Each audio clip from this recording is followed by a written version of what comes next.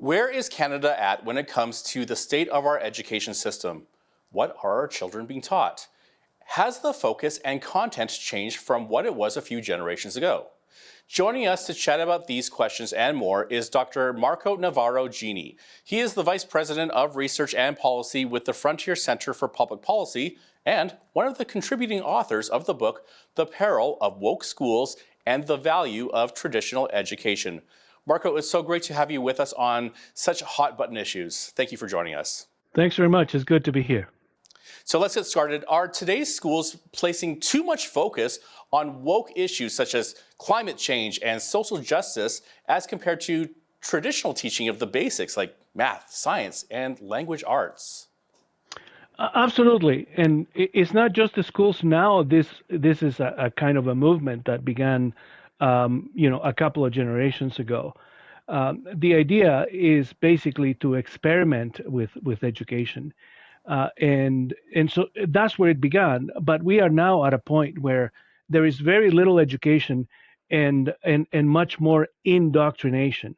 That is to say that instead of teaching children how to think and how to solve problems, we are teaching them essentially pre-chewed solutions, often to problems that don't even exist, or they're completely ideological, and we're trying to teach them how to think, what to think instead of how to think. That sounds really concerning, Dr. Marco. Now, a great many of today's teachers and their unions do lean hard to the left when it comes to politics and ideology. Can you tell us where is this coming from and how does it impact the next generation? It is, in some respects, what we are seeing today is highly ideological from the left. It doesn't have to be. It also has manifestations from the right in certain places. Our take in the book is that none of that has anything to do with education. In the book, we analyze the problem from various perspectives, but is anchored on what we would say is the traditional way of educating children, which concentrates on essentially a robust thinking and learning basic things about math and about language and about history. And that is essentially today, it has been shunned as a kind of aspect of education by and large. But the book offers data and argument that it is what has worked. And it also offers data and arguments as to how the type of education that we see today, which is sort of left ideologically driven, has essentially brought our schools to a kind of educational decay. Now, critical thinking is key in education. Where are today's schools at in this department? Critical thinking has become a kind of folder in the current educational circles to teach children what to think.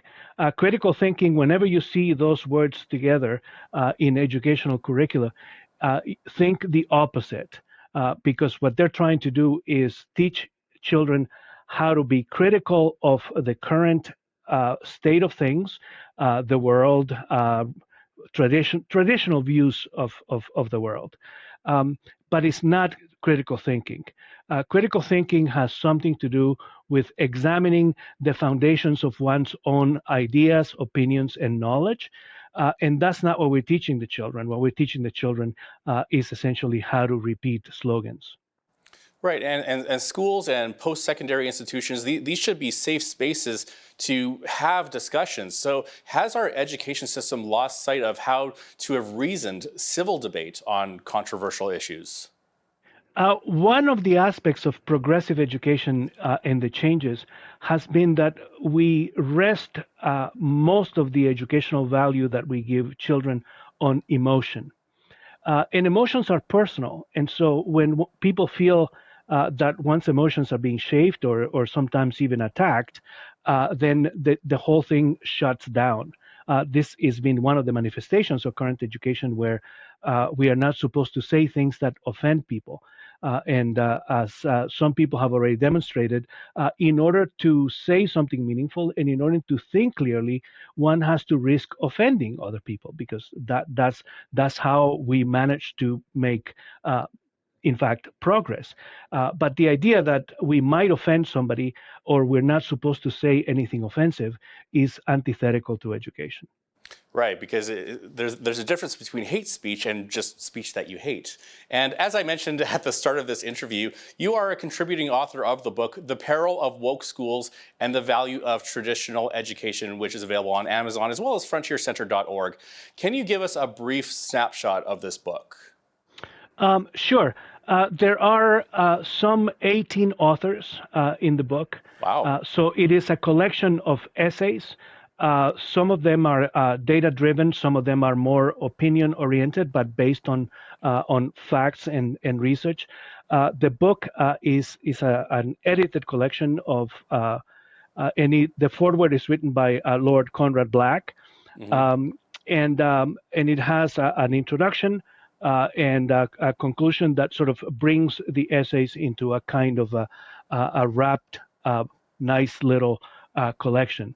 The idea here is to retrieve what has been lost, is to analyze the perils and the pitfalls of how we are doing things, and figuring out ways to retrieve the traditional ways of educating children so that we can move forward. And it is true, it's education in the larger sense. It's education in schools, but it's also education in universities. I taught for 20 years in universities, and I could see progressively how these children that were coming into my classrooms knew less and less. So wouldn't it be great, for example, if we had universities in this country where our prime minister would feel proud to send his children to our universities, right? All of the prime minister's children are going to universities in another country. What does that tell you about the person who is supposed to be sort of the main representative and promoter of who we are as a country?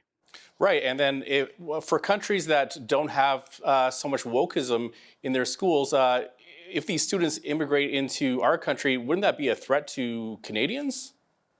It is a threat to Canadians, and it's a threat to everyone, because if you go to a bakery and you are sent to purchase a bagel, you need to know what a bagel is, because chances are, if somebody gave you a donut instead of a bagel, you might not know, and this is why it is important to know what an education is, so that we don't get the sugary, indulging version instead of something that is more that has more nutrients. Now, should the province be providing parents more choices in education, like to send their kids to private schools or faith-based schools, homeschool or public school? Like some argue that it's too expensive for a province to fund private schools or homeschool. We are fortunate in Alberta to live in the jurisdiction of the country that has the widest possible choices available to parents, including charter schools. I wrote the piece about charter schools in the book, and the point of having charter schools is to diversify education and to have committees and parents and groups of people found schools that push or lean towards the things that they value. Charter schools, for example, some of them are maybe more oriented towards learning history and humanities. Others are more towards science or music or a particular kind of languages. Whatever it is, they teach the educational curriculum of the province, but they add value by offering other things that the people who send their children there want. It is a model. It is an indictment of the education scene in this country that 30 some years after Alberta initiated charter schools, the model has not been replicated. Nobody has essentially made the decisions to maybe not copy, because it's difficult to copy and paste from one place to another, but at least to adopt their own versions of this model to offer parents and themselves a variety in education.